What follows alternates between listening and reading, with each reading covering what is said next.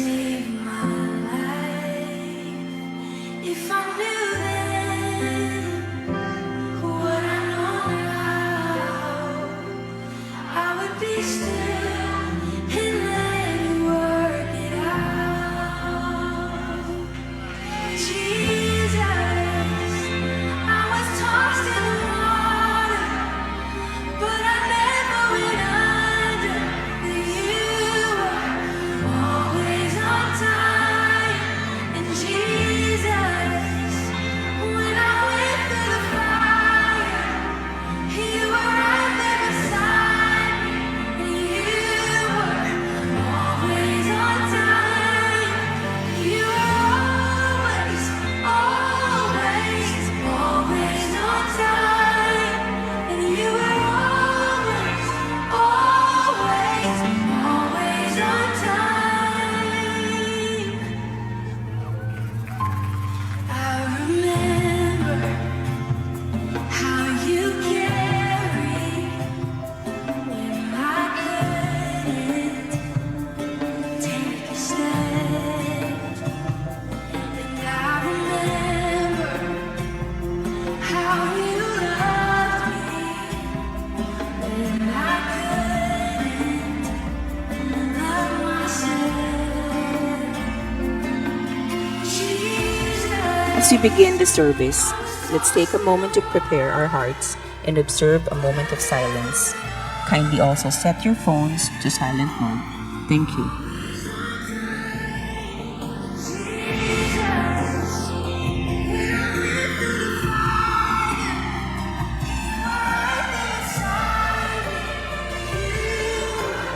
Always on time.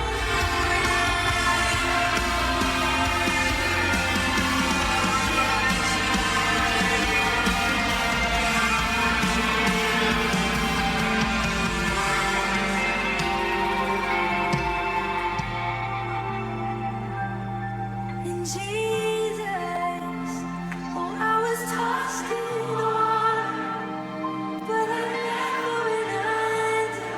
You were always on time.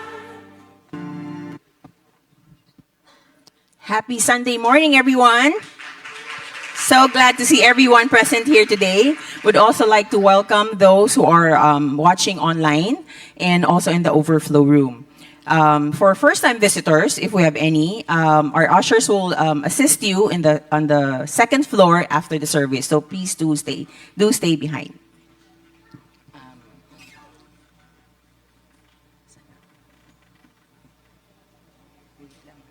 Allow me to go through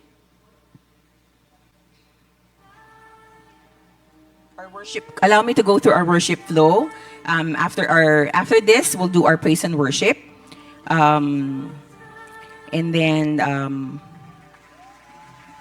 pastoral prayer or Thanksgiving, offertory.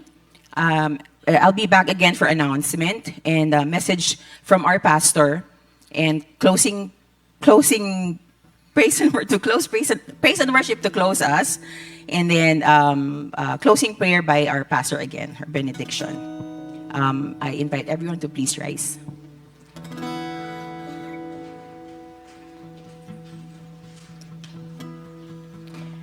In Jeremiah 29, verse 13, you will seek me and find me when you seek me with all your heart. In Tagalog, kapag hinanap ninyo ako, ako'y inyong matatagpuan kung buong puso ninyo akong hahanapin. Let us pray. Lord, we come before you today with a humble and open heart. Thank you for your unwavering presence and your promise that we will seek you, we will find you. Forgive us for the time, remove anything competing for our attention, and instill in us a deep desire to pursue you with our whole being. Guide our steps, reveal yourself to us in the ordinary moments of today, and help us to know you more. In Jesus' name we pray, amen. Let us worship. Good morning, church. Can you tap the person next to you and ask them, are you ready to dance and live and worship the Lord this morning?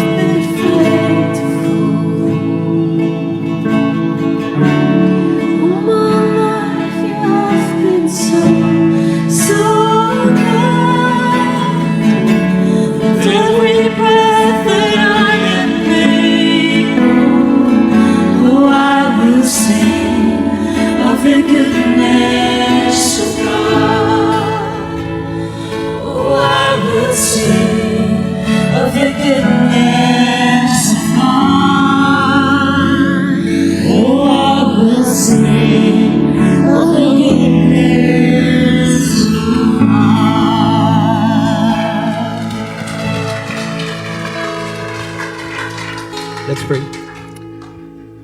Father, we surrender everything to you. You are a Father that is so, so good. You are our all in all, Father God. And today, Lord, we get to surrender everything, our worries, our anxieties, our problems, Lord, Father God. We also lift up to you the entire universe, not only our country. You know specifically what every nation needs. You are God who knows from the beginning to the end. And what an awesome Father that we get to lay our burdens to you, knowing that you have all the answers to our problems. Father, we lift up to you people who need reconciliation, restoration, healing.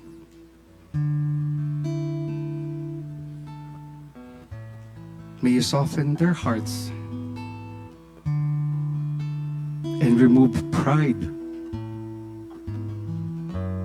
That wall, break that wall, Father God. And let humility sink in.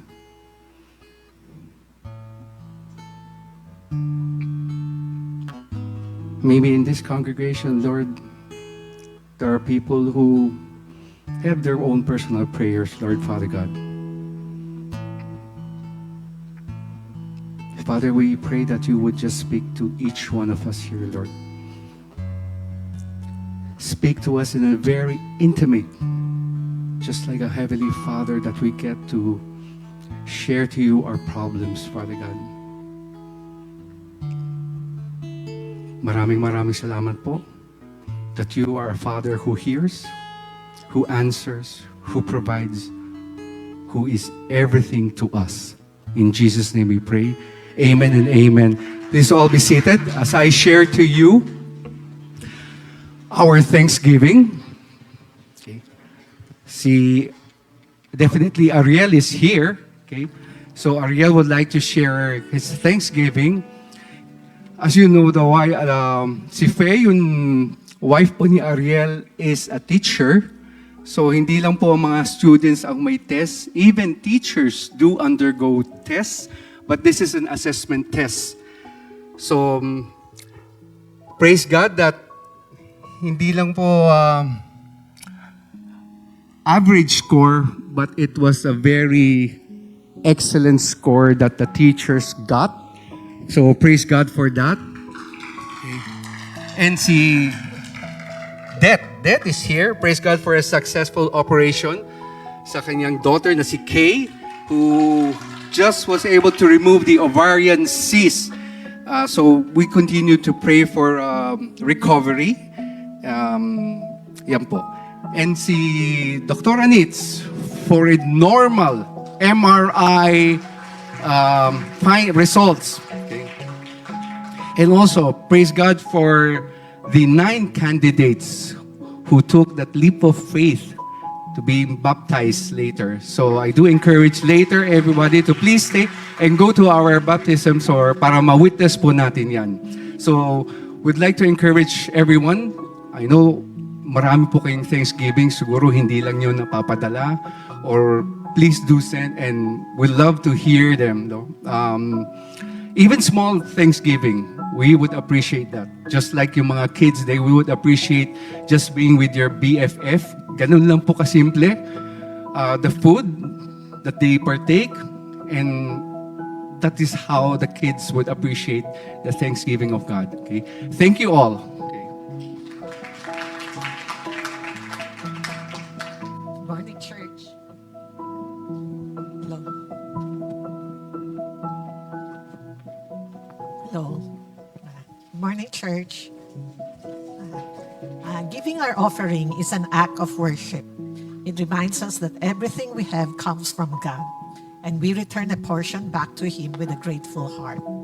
You may send your offerings through the bank details flashed on the screen or at the offertory boxes at the entrance. We as a church that includes you, aside from supporting ministries in church, by giving, you are also helping some organizations like the Exodus, an anti-human trafficking human organization, rescuing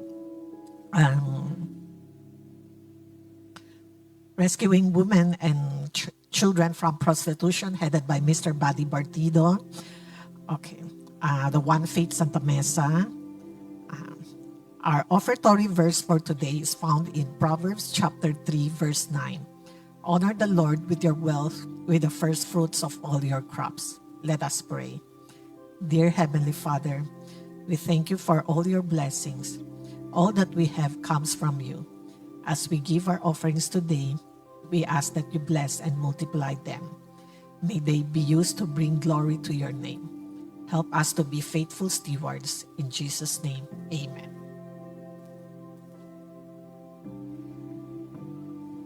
Good morning again. For a few announcements, for August theme, our theme would be stewardship. It says in Matthew 25, verse 23, his master replies, "Well done, good and faithful servant. You have been faithful with a few things. I will put you in charge of many things.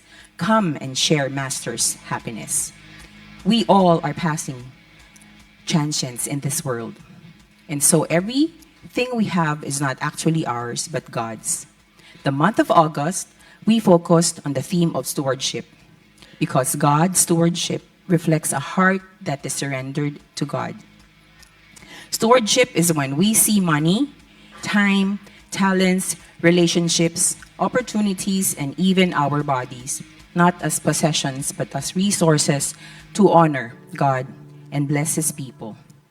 Stewardship, after all, is not merely a command, but a lifestyle. Second announcement, join us every Friday of the month for our Wildfire Encounter Night pala, hindi Wildfire, July 31. Friday, 7 p.m. Followed by the Encounter Night special events. This is a special event of Thanksgiving, worship, and encountering God together. So see you there. Invite your friends, family, and life group. And then third is, this is the last week of July. And would like to invite, without further ado, would like to invite our Pastor Jenna to wrap up our series on relationship. Thank you. Thank you, Auntie Deb. Can we give a round of applause naman kay Auntie Deb? Yan, no? So, ano siya, new addition natin sa announcements ministry. Yan. Sige. Can you tap the person beside you? Sabihin nyo, congratulations. Kasi you made it to church today. Yan, no? Kasi syempre umuulan, di ba? Ang daming reason para hindi pumunta na church, pero nandito kayo, so congratulations sa ating lahat, no? Sige. Sa mga nanonood po online, no? Good morning, and those who are watching sa baba, no, sa ating overflow, magandang umaga.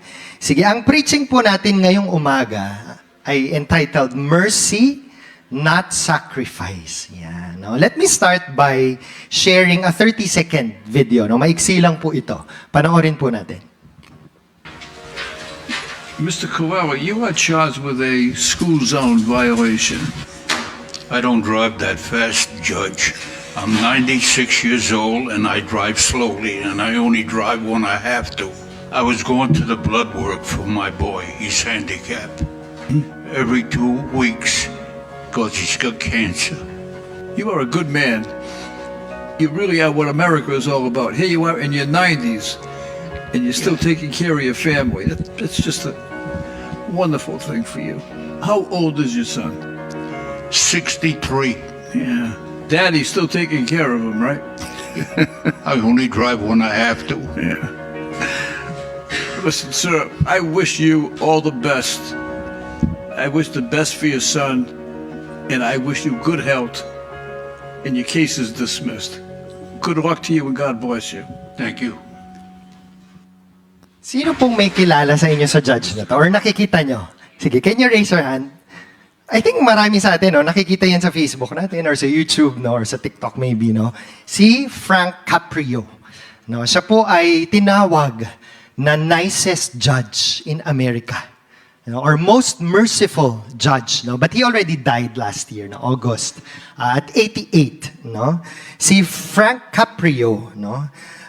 Was named nicest judge of America not because he ignores the law, no? Hindi po dahil hindi niya sinusunod yung batas, but instead he strived to apply it with compassion and mercy. No, minsan binabawasan niya po yung penalty. No, instead na let's say 20 years makukulong, binabawasan niya. Minsan inaalis niya. No, katulad noon, 'di ba, yung 96-year-old naawa siya eh. No, dinadala nung 96-year-old yung anak niyang may cancer kaya siya nahuli. Siguro speeding siya ganyan, no. So, naniniwala po ba kayo, if I will ask you now, na sa lahat ng relationships natin kailangan natin ng mercy? Yes, lakas si Jonas Tama, di ba po? Imagine nyo kung sa lahat ng pagsasama natin, mga friendships natin, marriages natin, kung wala pong mercy, anong mangyayari? Di ba, magtatapos. Lahat ng relationships, disposable. Kasi konting may masabi ka lang na hindi nagustuhan ng partner mo, ng kaibigan mo, di ba? Hanggang end of friendship, FO, di ba? So ngayong last Sunday of July, pag-uusapan po natin ang mercy. Yan, no? So ano po bang ibig sabihin ng mercy? Yan, no? Tignan natin. According sa Merriam-Webster, nandiyan na ba? Sige, mercy is compassion shown especially to an offender, no? Or to one subject to one's power, no? Sinasakupan, or to one in need, anyone who is in need. Sa Tagalog, ang awa o habag, yan po yung mercy, no? Isa daw po siyang damdamin ng malasakit at pag-unawa sa paghihirap ng iba, no? Na nag-uudyok na tumulong o magpakita ng kabutihan. Ayan. Sa Bible po, no, yung 3 beses lumitaw yung statement na I desire mercy but not sacrifice, no? I desire mercy, not sacrifice, no? Pinalabas po siya sa Old Testament ng one time, and then sa New Testament 2 beses po, no? Sa Hosea sa Old Testament, and then sa Matthew, no, sa New Testament, no? Ang ibig sabihin po no, kapag po inuulit ang isang verse both in the Old and the New Testament, kailangan natin pakinggan. Ibig sabihin si Lord, importante, no? Gusto niya sabihin, importante ito hindi lang nung lumang panahon, pero even sa atin. Eh po, sa Old and sa New, nag-a-appear po itong statement na to, I desire mercy, not sacrifice, no? Sige, so for those who have Bibles, no, whether digital or physical, no, ang ating pong scripture today is sa Matthew 9, verses 9 to 13. No? Maiksi lang siya. No? Matthew 9, verses 9 to 13. And let us say a short prayer, no? Sige, pray po tayo. Holy Spirit, I pray that you would just enlighten our minds. I pray that there will be an integration of mind and heart. Na whatever we will learn ngayong umaga po, Lord, may i-apply namin sa buhay namin. May you remove any distractions, Father God, and may you speak to each one of us. In Jesus' name we pray. Amen. Okay, sige, basahin po natin Matthew 9, verses 9 to 13. No? As Jesus went on from there, Jesus saw a man named Matthew. Nandito ba si Matthew natin? Okay. Si Matthew, nandyan. Sitting at the tax collector's booth. So, hindi pa po siya disciple dito. No, hindi pa di ba si Matthew, disciple siya ni Jesus. No? Dito po, hindi pa. In fact, ito yung first time na tawagin siya ni Jesus. No? Tax collector po siya. No? Sabi niya ni Jesus kay Matthew, follow me. Sundan mo ko. And Matthew got up and followed him. No? While Jesus was having dinner at Matthew's house, many tax collectors and sinners came and ate with him and his disciples. Ngayon, nakita po ng mga Pariseo. No? When the Pharisees saw this, they asked the disciples. No? Tinanong nila yung mga disciples na ni Jesus ng mga panahong to, why does your teacher eat with tax collectors and sinners? No? Bakit kumakain ka kasama ng mga corrupt government officials? Ganyan. Diba? Kasi doon po corrupt tong mga to. No? Sila yung nangongolik ng mas dapat, yung hindi yung nararapat, sobra-sobra sila mangolekta. No? On hearing this, Jesus said, sabi niya, it is not the healthy who need a doctor, but the sick. No? Sabi niya, ang kailangan ng doktor, ang may kailangan sa doktor, hindi yung mga magagaling na. Ang may kailangan sa doktor, yung may sakit, sabi niya. But go and learn what this means, sabi niya sa mga Pharisees. No? I desire mercy and not sacrifice, for I have not come to call the righteous, but sinners. No? So, sino po lahat ng characters natin ngayon? No? First, si Jesus. No? Pangalawa, si Matthew. Pangatlo, disciples. Pangapat, mga tax collectors and sinners, no? So you might ask, Jeno, ano ba yung mga Pharisees? No? Yung mga Pariseo. Sino ba yung mga Pariseong yan? Ganyan.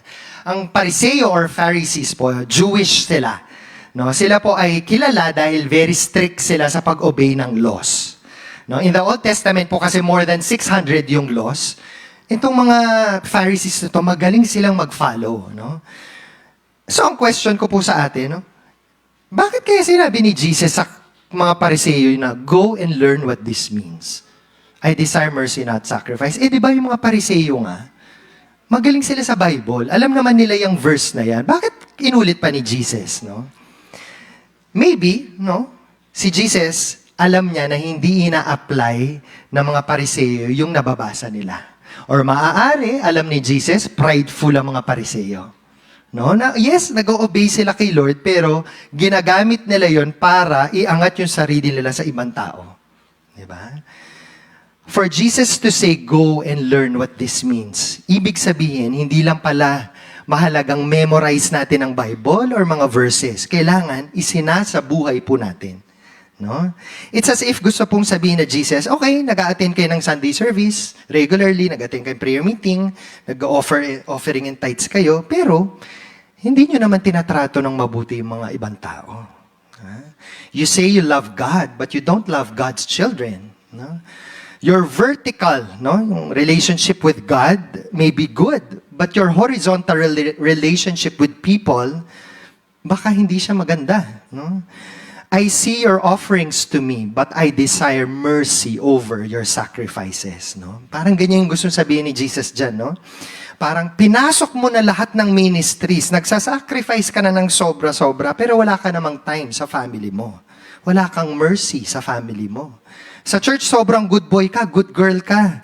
So you sacrifice a lot, but in your relationships at the workplace, you're so cruel. No? It's as if gustong sabihin ni Jesus, I don't want you to add another sacrifice, another ministry to your already loaded schedule. What I want for you is to build relationships with people. You see, the Pharisees were doing everything correct. No? Nagta-tithes offering ang mga Pharisees, nag-a-attend sila ng kung anong service meron sila noon, nagbabasa sila ng Bible, no? Pero nagiging prideful po sila dahil dun sa ginagawa nilang kabutihan. Yung good works nila, ginagamit nila yon, no? Para mangmata ng ibang tao. No? Ngayon, sinabi po ito sa New Testament din ni Jesus because God knows na lahat po tayo pwedeng guilty din dyan. No? May potential tayong lahat maging Pariseo. No? Dadaan po tayo sa mga pagkakataon, no, na makakalimutan natin yung mga tao sa paligid natin kasi sobrang busy natin. Diba? We forget na sa sobrang kabisihan sa ministry, meron pala tayong kapitbahay na depressed. Kailangan lang ng kausap. May kaklase pala tayo na hindi kumakain araw-araw, walang pera, kailangan lang nating i-share yung baon natin. We forget that so many people around us are in need of mercy. You see, sacrifice is external, but mercy is internal. No? Yung kasi dinidifferentiate, di ba? Sacrifice versus mercy. I desire mercy, not sacrifice. Ang sacrifice kasi po, no, mostly external siya. Nagsasacrifice tayo ng boses, pag nagpipreach, nagsasacrifice tayo ng oras, pag-serve sa ministry, no? But mercy is internal. No? At hindi nakikita kasi yon, pero si Lord nakikita niya. We can offer sacrifices to God, but still not have love inside of us. So kumbaga sinasabi ni Lord, huwag kayong masyadong mag-focus sa external behaviors niyo. Mag-focus kayo sa internal motivations ninyo. So ngayong umaga, no, mag-share po ako, no, ng 3 tips or suggestions. Paano ba natin ma-develop ang mercy? Kasi paulit-ulit sinasabi ni Jesus, I desire mercy, not sacrifice. Okay, Lord, so paano nga kami maka-develop ng mercy? Sige, tignan natin, no, 3 tips, no, para po mag-develop tayo. And they're all biblical naman, no. Number 1 is, be interruptible. Yan. Pwedeng ma-interrupt, no. Sige, ang question ko po sa inyo, kayo po ba, are you the type of person who is so busy na when people interrupt you, nagagalit ka? Parang kukumusahin ka lang, work ka kumari sa laptop mo, di ba? Type ka. Tapos may approach sa'yo, Jen, ha! Talagang nakakarate mode ka na agad na ayaw mong, di ba, may ganun eh. Yung sobrang busy natin, di ba, parang mas busy pa tayo kay Lord. Mas marami pa tayong task kay Lord, di ba? Question, if there's one word to describe you, no? Kunwari, i-describe kayo ng tao, ano kaya yung salitang yon? Anong adjective? Diba? Kung sabihin nila, si Auntie Linda, how would you describe in one word? Si Uncle Mars, how would you describe in one word? Si Arman, how would you describe him in one word? No? I hope that it is not the word busy. No, I hope that we do not become so busy that relationships become secondary. No? I hope that we do not develop the Pharisaical spirit, no, yung spirit of the Pharisee, no, na yung tipong sobrang busy, no, sa kaka-focus sa ministry, na hindi na natin kinakausap yung mga tao tuwing Sunday, no. Reflection question ko po sa ating lahat, no, para mag-heart check tayong lahat, no. If we are honest, what is more important to us? Mas mahalaga po ba sa atin ang tasks o mas mahalaga sa atin ang relationships? Diba? Mas mahalaga po ba sa atin ang tasks or mas mahalaga sa atin ang relationships, no? You see, si Jesus po, if we will look at the life of Jesus in the Bible, no? He was interruptible. Many times na-interrupt po si Jesus, no? Yes, he was focused dun sa end goal niya. But along the way, willing siya to be interrupted, no?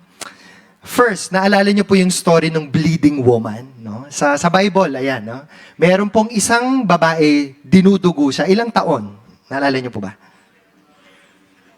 12 years. No? Ang tagal, 12 taon. Parang kasing tagal na ng pagiging Kristiyano ko yun. Ganun siya katagal, dinudugo. Di ba minsan yung babae, ma-extend lang yung menstruation period, parang sobrang hassle na siya. Ito, imagine, 12 years siyang nagbe-menstruation. Ganun katagal, no?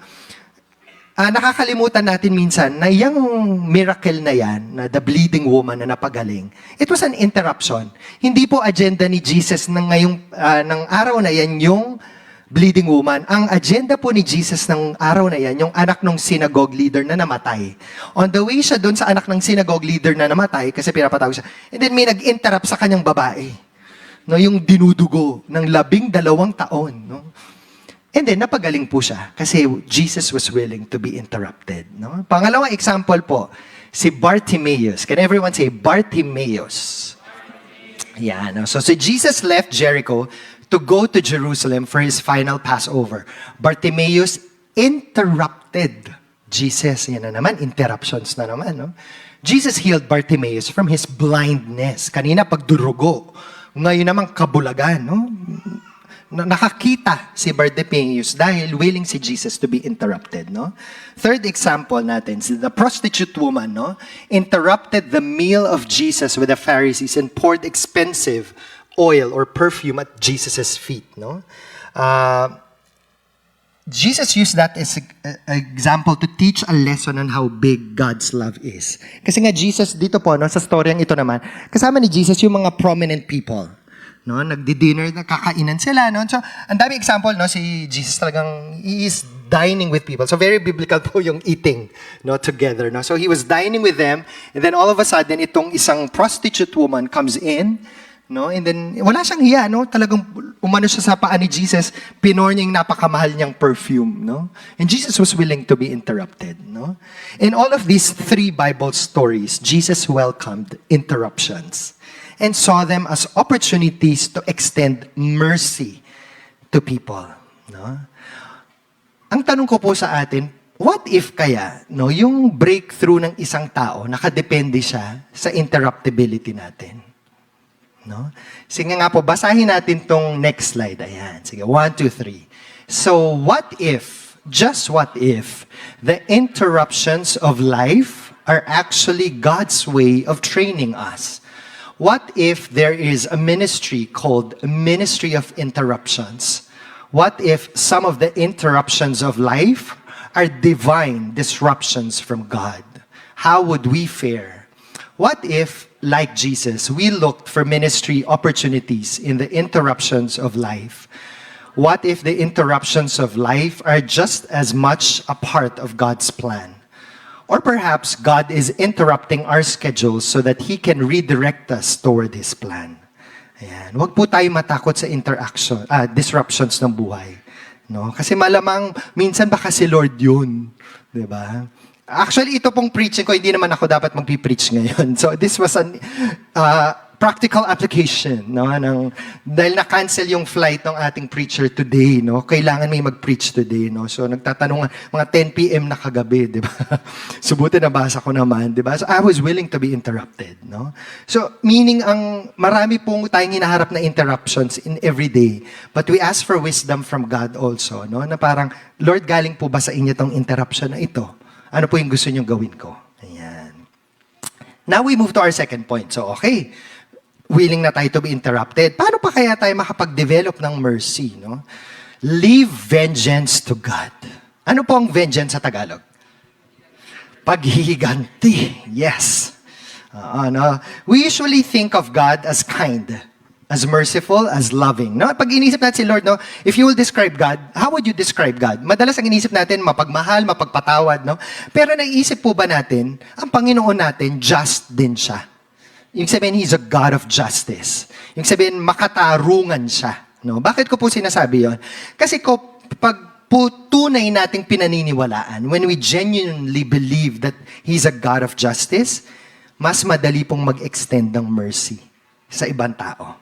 Ulitin ko po, extending mercy to others. Kapag po nahahabag, naaawa tayo, nagpapatawad tayo sa ibang tao, most likely, it's a sign of trust in God's justice. Di ba? Kasi po, pag nagpapatawad tayo, naniniwala tayo na, okay, hindi ko man patawan ng parusa tong taong to dahil sa ginawa niya sa akin. I believe in God's justice system. Na si Lord, mas kaya niya mag-execute ng divine justice over this person. No? Sinabi nga po sa Romans 12:9, no? Sabi diyan, Beloved, never avenge yourselves, but leave it to the wrath of God.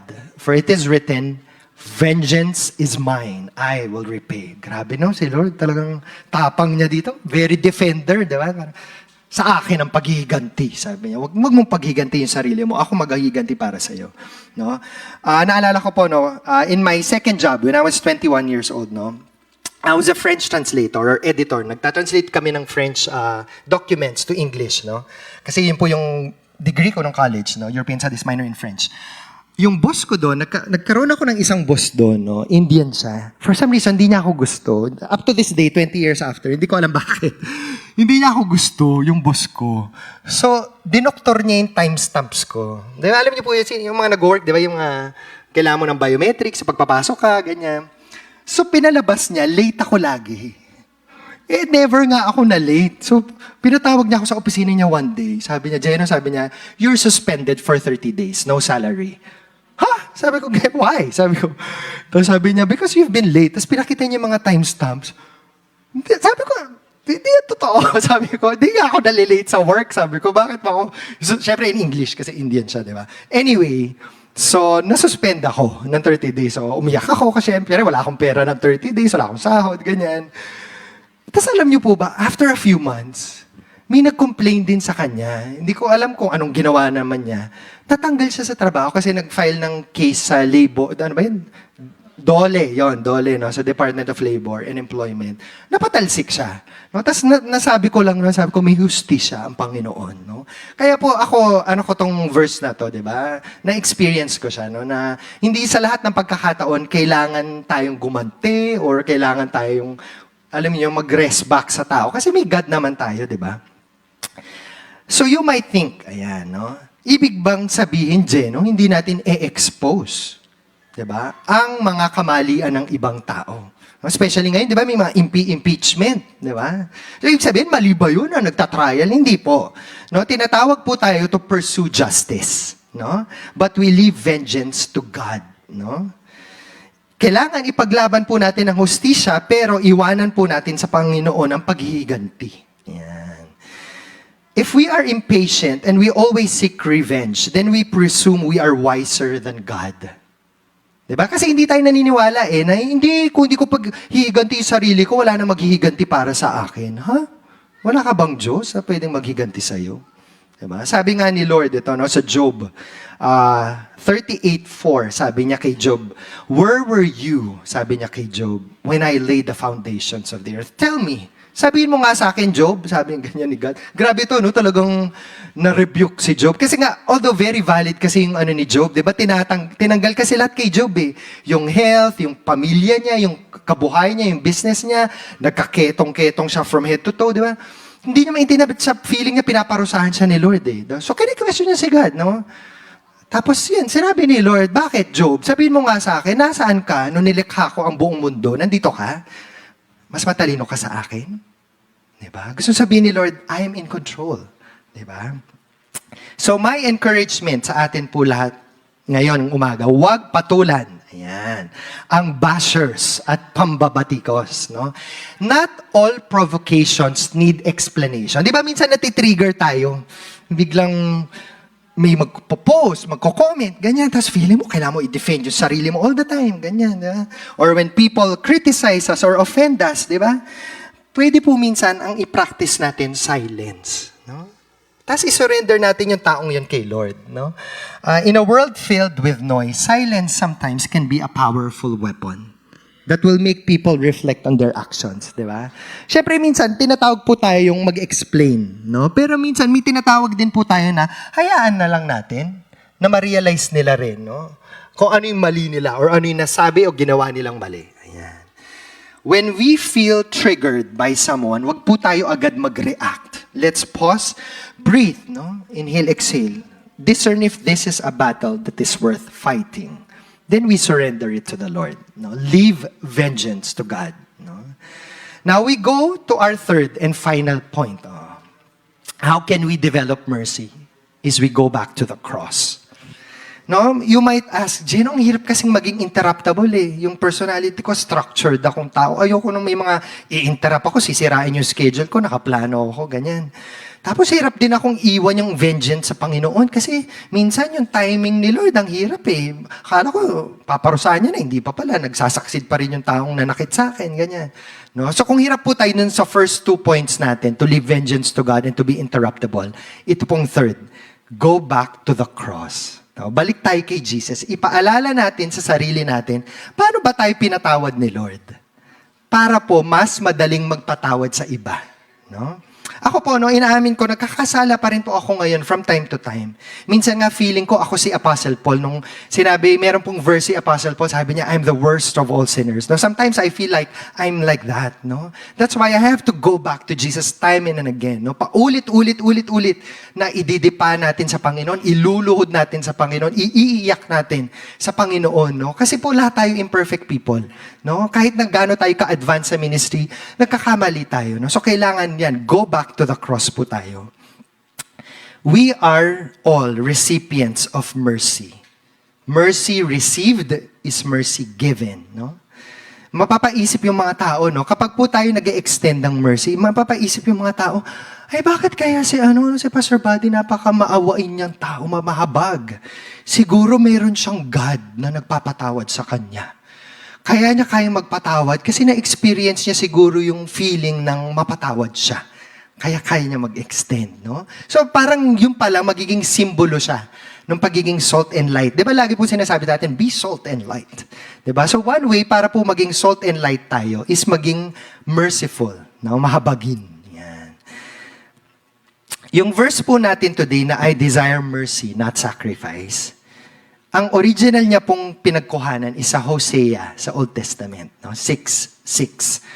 Ang buong verse po nun, meron siyang kasama pa, I desire mercy, not sacrifice, and acknowledgement of God rather than burnt offerings. No? Pansin niyo po, it says, acknowledgement of God. Meaning, mercy towards other people starts with acknowledging God's mercy first towards us. Mahirap po talagang magpatawad kung hindi natin na-experience na mapatawad ng Panginoon. No? As I wrap up today's message, no, meron po akong gustong ipakitang picture, no, and I am sure most of us have seen this time and again sa Facebook or sa YouTube, no. It's by an American pastor named Nick Burleson, no. Isa po siyang tattoo. Yan, nababasa niyo po ba? Anong nakasulat? Judas ate too. Kumain din si Judas. Sabi ganyan, no? Think about this for a second, no? Si Jesus po, he knew. No? Alam po ni Jesus na isa sa life group members niya, isa sa disciples niya, no? Ibibetray siya. Jesus knew it was Judas. And yet, no? Kumain siya, no? With him, no? Hours before the death of Jesus, Judas ate with Jesus. Jesus fed Judas too. Jesus prayed for Judas too. Jesus washed Judas's feet too. I struggle to fathom that kind of love. A love that would feed the mouth of your betrayer.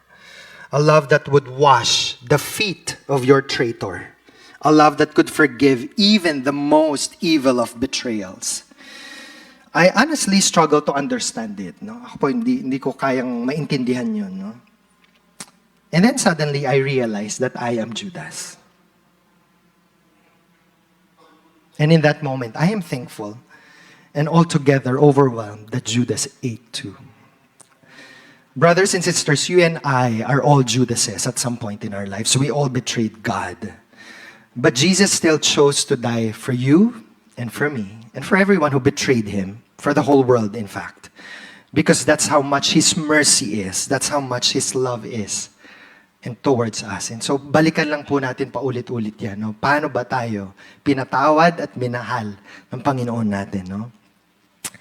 And so, to recap today's message, no, ang ating pong tatlong ways, paano tayo mag-develop ng mercy? No? Number 1, be interruptible. Number 2, leave vengeance to God. And number 3, go back to the cross, no? Meron po akong papakitang video, siguro mga more than 2 minutes ito, no? To end us today. To make us reflect on mercy, no? Ito po, si Paul Washer, isa siyang pastor sa Amerika, no? Clip lang to, no? From the whole preaching niya about mercy, among other things.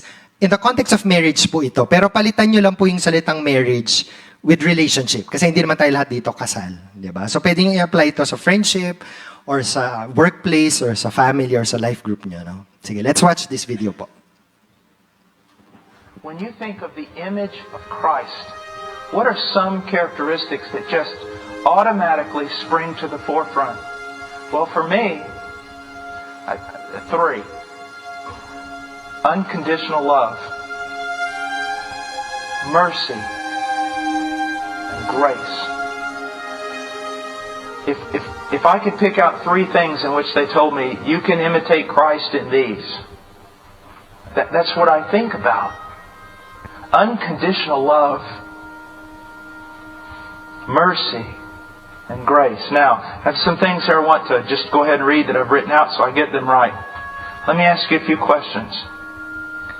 How would you ever learn unconditional love if you were married to someone who met all the conditions? Question.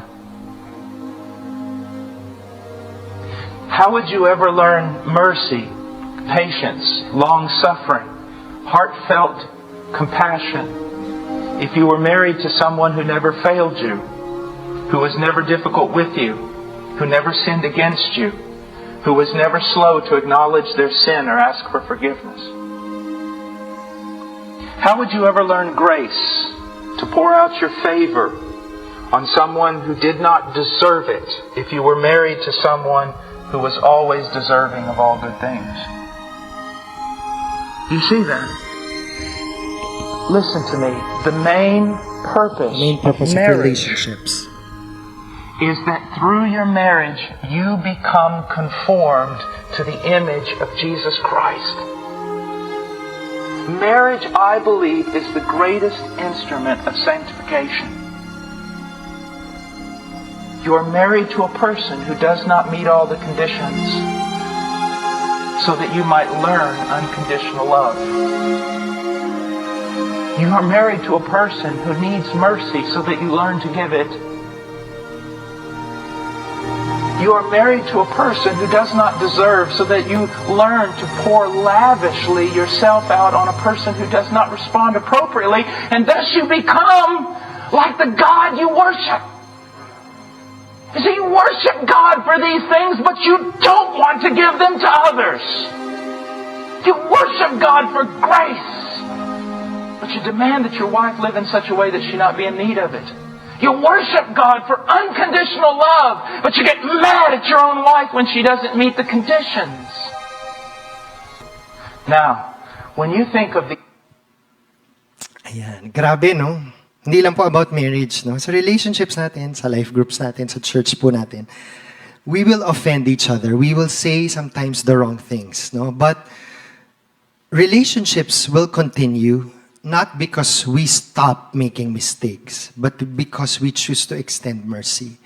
Nagpapatuloy po ang mga marriages, nagpapatuloy ang mga relationships, nagpapatuloy ang mga friendships, hindi dahil nagiging perpekto ang mga tao, pero dahil patuloy po nating pinipili na mag-extend ng mercy. The greatest act of did not happen in a church. The greatest act of mercy happened on a cross. Nung nakapako pa po, no, while nails were still in the hands of Jesus, nakapako po siya doon, and mga insults, nasa tenga pa rin ni Jesus habang nakapako siya. Ano po yung dinasal ni Jesus? No? Ang sabi ni Jesus, Father, forgive them, for they do not know what they do. Imagine yun, sabi ni Jesus, nasa cross siya, pinapako siya, iniinsulto siya, di ba? Sa waiting until people deserve it. Mercy is when God treated us right, even though we treated Him bad. Mercy is giving to others what God has given to us when we least deserved it. As I ask the worship team na to come up, gusto ko pong i-take yung time na to na isipin natin, is there a person in our life right now na hindi pa natin napatawad? Ayan. Or maybe nasabi natin napatawad na natin, pero parang alam natin sa puso natin, mayroon pa rin eh. Oh. Diba? Maybe it's been 10 years, maybe it's been 20 years, maybe it's been 50 years. Maybe it's been all your life, 70 years. You've held grudges sa tatay mo, sa nanay mo, sa kapatid mo, sa lolo mo, sa tita mo, or sa nagpalaki sa'yo, or sa teacher mo nung grade 1 na pinagalitan ka, hindi ko alam, or sa ex mo, diba, na tinutime ka, diba? I don't know. No, let's think of one person. No? Is there a person in your life na alam mo sa puso mo, hindi pa 100% na napatawad mo siya? I'm not saying reconciliation because it's different. No, forgiveness is different sa reconciliation. No? And just talk to God. No? Can I ask everyone to close your eyes and just talk to God for 1 minute? No? Ihingi natin ng kapatawaran yung ating unforgiveness at hingin natin kay Lord na mapatawad natin tong taong to, kung sino man to siya. Sige po.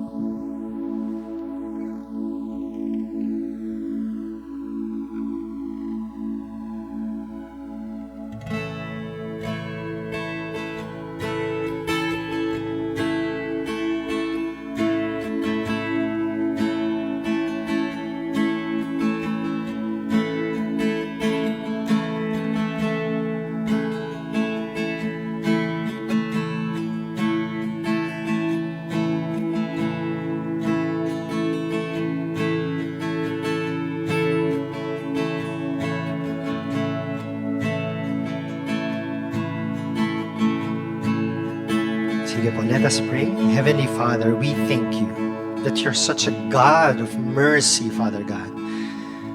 Alam po namin, Lord, na kami lahat sa place na ito, Lord, nakakasala pa rin. From time to time, Lord, may nasasabi, naiisip, nagagawa na hindi kaaya-aya sa inyo. And so we ask that you would just pour lavishly your mercy upon us, Lord, that you will fill us with so much of your mercy and love that there's no other way but for it to spill out on every person that we come across, Panginoon.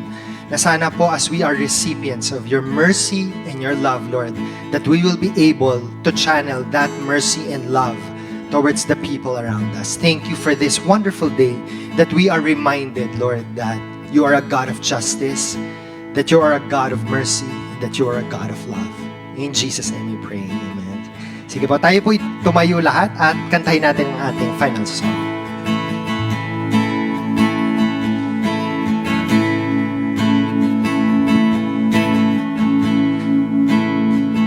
I love you, Lord, for your mercy. mercy never fails me, and all my days I've been held in your hands. From the moment that I wake up until I lay my head, oh, I will sing of the goodness of God. And all my life you have been faithful. And all my life you have been so, so good. With every breath that I am able, oh, I will sing of the goodness of God. I love your voice. You have led me through the fire in the darkest night. You are close like no other. I've known you as a father, I've known you as a friend, and I have lived in the goodness of God. All my life you have been faithful. All my life you have been so, so good. With every breath that I am able, oh, I will sing of the goodness of God. Oh, I will sing of the goodness of God. Oh, I will sing of the goodness of God. Pwede pong itaas natin yung kamay natin, to receive ang ating benediction. Ang tawag po dito, Aaronic blessing. No? Binigay po ni God to kay Aaron na sabihin niya, no, sa mga tao, sa Israelites. No? The Lord bless you and keep you. The Lord make His face shine on you and be gracious to you. The Lord turn His face toward you and give you peace. Sa Tagalog po, pagpalain ka nawa ng Panginoon at ingatan ka. Paliwanagin nawa ng Panginoon ang kanyang mukha sa iyo at mahabag sa iyo. Ilingap nawa ng Panginoon ang kanyang mukha sa iyo at bigyan ka ng kapayapaan. Amen. Now we will call, sige po, may konting ano lang tayo for the baptism, no? And we invite you, no, after today's service, may baptism po tayo sa baba. Go on to them. Morning again. I'd like to invite all baptism candidates to, as your name are called, please come up on stage. And I'd also like to invite Pastor Buddy to pray for the candidates. We have MJ De Leon, Aida Delgado, Cecilio Sapitan, Marlon Vidonia, Barbie Ilagan, Kerven Palau, Thelma Pareño, Dulce Moral, and Philip Moral.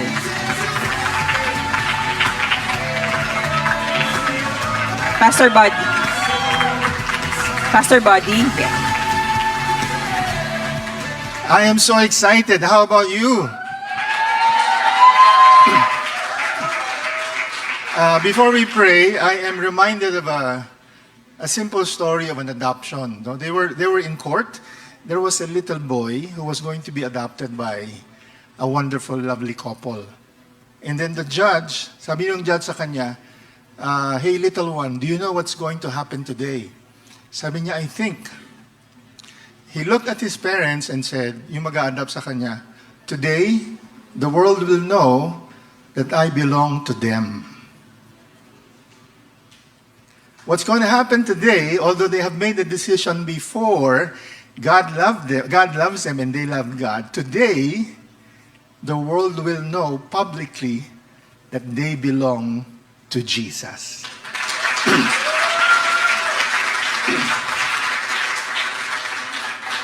In a short while, I'm going to ask you to stand up and pray and lift your hand. But I'd like to explain na as I invite you to raise your hand or lay your hand upon them, wala pong magic doon, ano? There is no magic. So when we raise our hands, there are several things that symbolizes. It means that I stand with you. And I am saying that I am publicly agreeing to what God is doing and that I am commending you to God. That's what we're trying to say. So may I invite you to please rise and let us all join our hearts and publicly declare, if we can raise our hands towards them, and let's pray. Father, what wonderful opportunity to be a witness to these fine, wonderful people who are making this commitment to you, O God. Lord, this is not the finish line. This is the start of their public ministry, of what it means to be serving you with their whole lives. Father, we express our commitment and expression that we stand with them, that we are not just spectators, oh God, but we are committing to pray for them and stand alongside them as we offer them to you. Father, may you bless these people here, your children who are making this public commitment. Lord, we pray that you would encourage them, because it does not mean that obedience will be easy. And in those times, Father, may you continue to encourage them as they walk towards Christ-likeness. Thank you so much, Lord, for their lives. Thank you for this wonderful church who stand together, being part of your family, oh God. In Jesus' name we pray. Amen.